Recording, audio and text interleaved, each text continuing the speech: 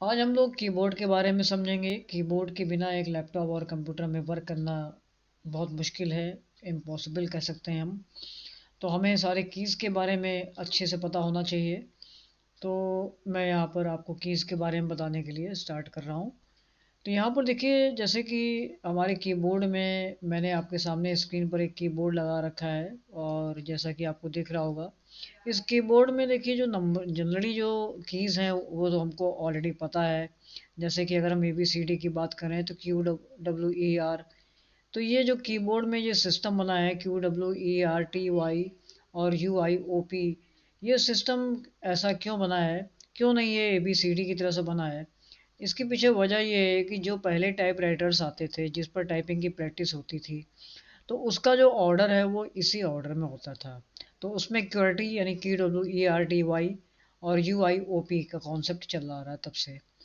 तो हमें भी अपने कीबोर्ड में इन्हीं कीज़ के अकॉर्डिंग अपनी प्रैक्टिस करनी होती है। तो इसीलिए ये सिस्टम चला आ रहा है, जैसा कि स्पेस बार नीचे है तो उस टाइप राइटर में भी नीचे होता था। तो ये तो इन कीज़ के बारे में है जिसके बारे में हम जानते हैं कि ये तो अल्फ़ाबेट्स हैं और ये नंबर्स हैं। लेकिन साथ ही साथ यहाँ पर हम कुछ कीज़ और भी देख रहे हैं, जैसे कि यहाँ पर एस्केप की है, और यहाँ पर जो खासकर ये जो सिंबल्स बने हुए हैं, अभी हम लोग इन सिंबल्स के बारे में समझेंगे। इसके बाद मैं आपको एक एक करके इन कीज़ के बारे में भी बताऊंगा। तो अब इन सिंबल्स के बारे में स्टार्ट करते हैं। सबसे पहला की है, अगर सिंबल्स की बात करें तो जिसको बोलते हैं tilde, T I L D E. जैसा कि मैंने इस की के बारे में नीचे लिख भी रखा है, तो मैं अपने इस कीबोर्ड को टॉप पे ले आ रहा हूँ यहाँ पर। और टॉप पे लाने के बाद मैं अपने इस कीबोर्ड की थोड़ा सा साइज छोटी कर दे रहा हूँ, जिस आपको यहाँ पर दिखेगा दोनों। ये देखिए, मैंने यहाँ पर एक टेबल बना रखा है। टिल्ड की बात करते हैं, इसको टिल्ड की कहते हैं, इसकी स्पेलिंग होगी टिल्ड की। इसका जो यूज़ होता है मोस्टली देखिए, या तो हम टिल्ड की टी की जो टिल्ड की है इसका एज ए, एक और बात है कि इन कीज़ को हम यूज़ कैसे करेंगे। इनको यूज़ करने के लिए आपको शिफ्ट बटन प्रेस करना होगा।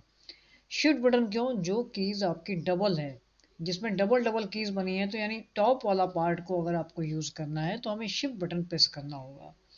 तो मैंने जैसे यहाँ पर शिफ्ट बटन प्रेस किया और मेरा कर्सर यहाँ पर है, तो अगर मैं यहाँ पर क्लिक करूँगा तो ये देखिए टिल्ड बन जाएगा। अगर हम टिल्ड शिफ्ट बटन को ऑफ कर देते हैं, तो यानी इस समय अभी ऑफ है, अब मैं प्रेस करेंगे तो यहाँ पर देखिए दूसरा साइन बन जाएगा जिसको बोलते हैं अपोस्ट्रोफी। अब टिल्ड का यूज़ कहाँ पर है? टिल्ड का देखिए जनरली आप एज ए डिज़ाइन में यूज़ कर सकते हैं। जैसे कि मैंने यहाँ पर एक लाइन बना लिया, क्या हमें कुछ ऐसी डिज़ाइन बनानी है, या हम फाइलिंग्स यानी फाइल्स में जब बैकअप वगैरह करते हैं तो वहाँ पर ये देखने को मिलता है, या जब हम कोडिंग करते हैं, पाइथन है या और भी किसी तरह की कोडिंग करते हैं, तो वहाँ पर इसका यूज़ देखने को मिलता है। तो इसके यूज़ थोड़ा सा डिफरेंट है, डिफरेंट डिफरेंट पेज पर यूज़ होता है। नॉर्मल वर्क में हम इसको एज ए डिज़ाइन में यूज़ कर लेते हैं जिस भी ऑर्डर में हमें करना होता है। अपोस्ट्रोफी का यूज़ बहुत खास है। जैसे मान लीजिए आपको लिखना है डोंट, यानी डू नॉट को हम लिखना चाहते हैं दूसरे ऑर्डर में, तो हम इसको क्या लिख सकते हैं, हम इसको लिख सकते हैं डोंट। तो इसका मतलब ये है कि डोंट लिखने के लिए हमने यहाँ पर लगा दिया अपोस्ट्रोफी, तो इसको बोलते हैं अपोस्ट्रोफी साइन। तो ये इसका यूज़ है। एक्सक्लेमेटरी साइन क्या यूज़ होता है? जैसे मान लीजिए आपको लिखना है हुर्रे।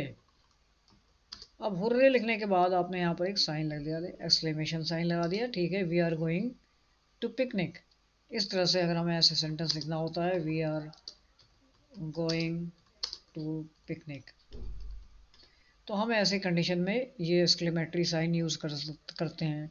ये सब देखिए इंग्लिश का पार्ट होता है, तो हमें इसके बारे में जानना है तो हमें थोड़ा सा इंग्लिश को भी फॉलो करना होगा।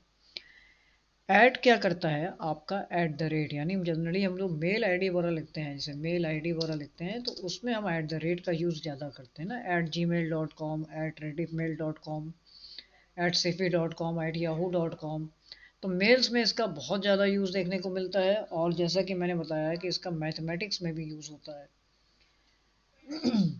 देन आता है आपका हैश।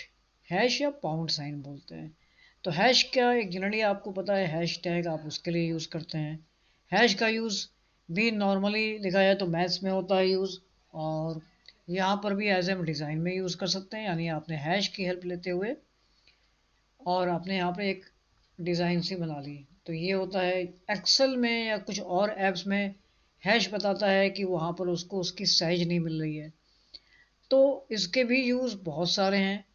तो जैसा कि हम लोग आगे, अगर मैं मेरे आप ट्यूटोरियल्स पढ़ रहे हैं तो उसमें भी आप देखेंगे हैश के यूज़ कहाँ होते हैं। एक्सेल वगैरह में भी काफ़ी देखने को मिलता है।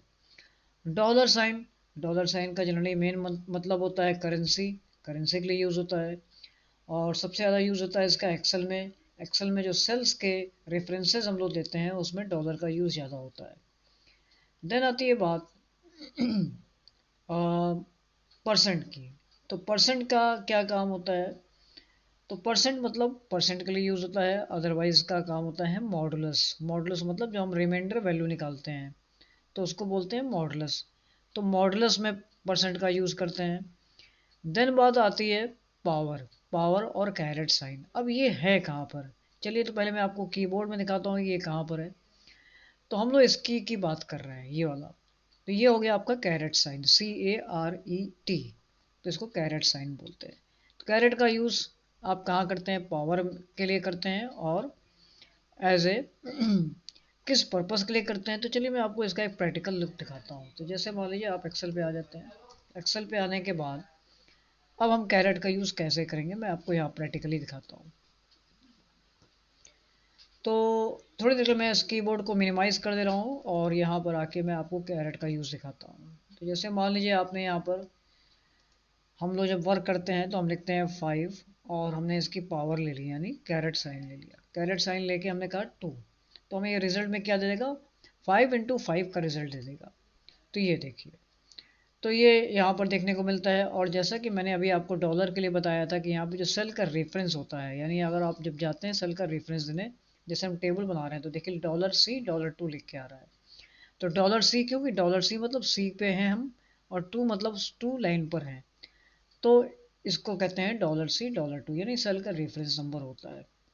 आइए फिर अपने टेबल पे चलते हैं हम लोग। नेक्स्ट पॉइंट पर आते हैं। ये हमारा आता है डॉलर, हमने देखा, कैरेट देखा, एंड और एम्परसेंड। एंड और एम्परसेंड मुझे लग रहा है ये आपको पता होगा। तो एंड के लिए होता है और इसको एम्परसेंड के नाम से भी जानते हैं हम लोग। स्टार का भी बहुत सारा यूज़ है, मल्टीप्लाई के लिए यूज़ होता है, एज ए आप कुछ भी डिज़ाइन बना रहे हैं उसके लिए भी यूज़ हो सकता है। तो इसके भी काफ़ी यूजेस हैं। तो ये हम लोग यूज़ करते भी रहते हैं जनरली। तो ये स्टार का यूज़ है। पैरेंथेसिस, देखिए पैरेंथेसिस को कंप्यूटर की लैंग्वेज में एग्जैक्टली कहते हैं, जैसे हम लोग ब्रैकेट देते हैं जनरली लाइफ में बोलते हैं ब्रैकेट, तो उसका एक्चुअल नाम है parenthesis. Parenthesis left, parenthesis right. Minus, minus के लिए यूज़ होता है, डैश के लिए यूज़ होता है, हाइफन के लिए यूज़ होता है। तो जब भी हमें डैश बनाना होता है तो हम डैश के लिए माइनस यूज़ करते हैं। लेकिन एक माइनस की ही तरह से एक नीचे सिंबल बना हुआ है, नीचे सिंबल बना हुआ है, यानी मेरे कीबोर्ड में आपको दिखाता हूँ। ये वाले सिंबल की बात कर रहे हैं। ये वाला देखिए नीचे वाला जो सिंबल है ये माइनस है, सॉरी ये हाइफन है, और ये आपका माइनस है। यहाँ पर इन्होंने सेम साइज दी हुई है, जबकि एक्चुअल में ये थोड़ा सा बड़ा होता है नीचे वाला पार्ट। तो ये जो टॉप वाला पार्ट है ये आपका बड़ा होगा, नीचे वाला आपका माइनस होगा। तो इसको बोलते हैं हम लोग अंडर स्कोर। ये आपका अंडर स्कोर कहलाएगा। तो ये अंडर स्कोर कब यूज़ होता है? जैसे मान लीजिए मैं यहाँ पर एक दूसरा पेज ले लेता हूँ। तो दूसरे पेज के लिए मैंने यहाँ पर स्क्रॉल कर लिया, हम नीचे स्क्रीन पर आ जाते हैं सबसे लास्ट में। यहाँ पर देख लीजिए, मैं यहाँ पर दिखा देता हूँ। जैसे मान लीजिए हमें लिखना है नेम, तो नेम के बाद मुझे लेना है यहाँ पर, अगर लाइन बनानी है तो हम ये अंडर स्कोर यूज़ कर रहे हैं। हम इसको अंडर स्कोर कैसे यूज़ कर रहे हैं मैं कीबोर्ड से ही आपको दिखा देता हूँ। देखिए हमारे पास कीबोर्ड ऑन है यहाँ पर, और मैंने, चूँकि मुझे अपर साइन यूज़ करना है तो हम यहाँ शिफ्ट दबा लेंगे और यहाँ पर क्लिक कर देंगे। और इसके बाद हम अगर इस साइन को यूज़ करेंगे तो देखिए ये शिफ्ट प्रेस होना चाहिए। तो शिफ्ट हम मैं प्रेस करके ही इसको यूज़ करता हूँ। तो अभी मैंने शिफ्ट प्रेस कर लिया और ये देखिए अगर हम यहाँ पर डैश यूज़ करेंगे तो आपको इस तरह से रिज़ल्ट मिलेगा जो एक परफेक्शन में नहीं आता है। यानी अगर हम इसको प्रिंट आउट लेंगे और जो भी पर्सन इस पर नाम लिखेगा तो उसकी हाइट ज़्यादा हो जाएगी। तो इसलिए हम लोग इसके यहाँ पर ऐसे कंडीशन में अंडरस्कोर का साइन यूज़ करते हैं। अगेन हम लोग अपने टेबल पे आ जाते हैं। हमारा टेबल एक पार्ट ये था, इसको मैंने 1 by 1 स्क्रीन में डिवाइड कर रखा था और अपने कीबोर्ड को मिनिमाइज कर लेंगे। नॉर्मली जो हम लोग जिसको ब्रैकेट कहते हैं उसका एक्चुअल सिंबल ये होता है। तो ये है आपका ब्रैकेट साइन। इसका भी आपको यूज़ पता है। जो हम लोग नॉर्मल वर्क करते हैं उसमें हम लोग ब्रैकेट्स और पैरेंथेसिस ज़्यादातर यूज़ करते रहते हैं। ब्रेसेस क्या करता है, इसका यूज़ भी देखिए ज़्यादातर होता क्या है। वैसे तो कहते हैं लार्ज ब्रैकेट ही सबसे बड़ा ब्रैकेट है, तो एक तो इसका यूज़ ये है। दूसरा ये इसका कोडिंग्स में बहुत यूज़ होता है, और भी इसके यूजेस हैं, आप भी यूज़ कर चुके होंगे। तो उन सब जगह पर ब्रेसेस भी यूज़ होता है, यानी ये एक सबसे बड़ा ब्रैकेट है। ऐसे मान लीजिए इसके अंडर में अगर मैं कुछ ब्रैकेट दिखाने हैं तो हम ये सब ब्रैकेट यूज़ करेंगे, और ये सबसे आउटर में होगा। तो इसका मतलब ये है कि सबसे बड़ा ब्रैकेट है, सबसे बाहर साइड में होगा ये।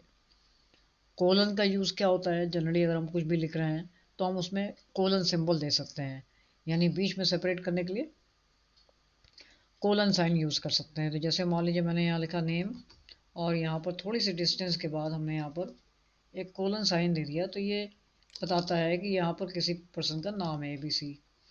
तो कोलन का साइन सिंबल ये होता है, ये रेशियो के नाम से भी जाना जाता है, तो इसको रेशियो की तरह से भी यूज़ करते हैं हम लोग। सेमी कोलन आपका ये इंग्लिश का पार्ट है, इंग्लिश ग्रामर का पार्ट है। तो आप सेमी कोलन कब देते हैं, जब आप किसी एक टॉपिक को एंड मानते हैं और उसके बाद से नया एक पैराग्राफ स्टार्ट करते हैं, उस केस में सेमी कोलन यूज़ करते हैं। और हम लोग अपने कोडिंग्स में यूज़ करते हैं सेमी कोलन को, जब हमें बताना होता है कि इसमें एक स्टेप कंप्लीट हो गया, दूसरे स्टेप पे जाना है। तो ये सब होते हैं सेमी कोलन के यूज़।